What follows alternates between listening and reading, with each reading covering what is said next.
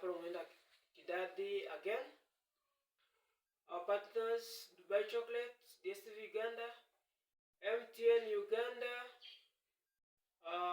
Airtel Uganda. I saw some other new ones. Thank you for creating our ads, our adverts that spice up our videos and also promulgating our videos to very many people. Thank you very much. Tonight we are handling communication problems of teens and their parents. Communication is any means by which we share messages. Communication can either be verbal or non-verbal.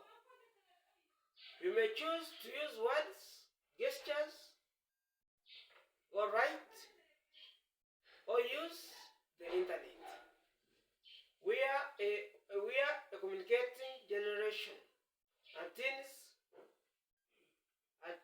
are also a communication generation. With us, all teens also communicate as we do. With access to many forms of communication, teens also send and receive messages. In this century, many teens complain that parents don't allow them to communicate anything and that they fail to trust them. Parents also argue that teens have to handle simple tasks and that the laws don't permit them to mix freely with the opposite sex for fear of indulging in irresponsible behavior and others. Teens also argue that parents fail to understand them and their problems too. They also say they have the right and they have the right to communicate, and that in their school career they are allowed to use like computers and mobile phones. Whereas parents argue that this kind of communication makes them vulnerable to the outside world and exposure to problems. This makes communication hard and parents fail to maintain a good relationship with their teens. Attitudes are changing.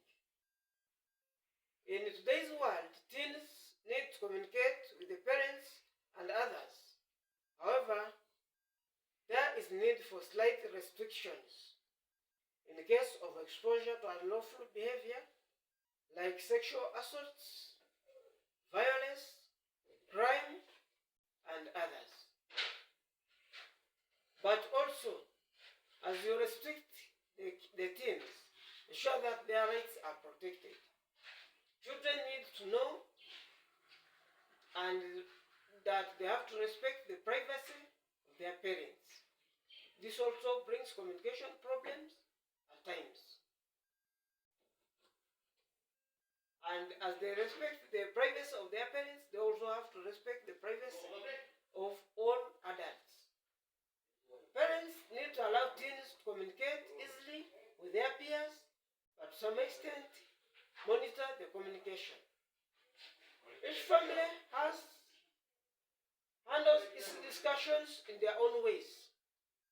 Here, it is imperative that things like career, guidance, responsibility are taught to teens.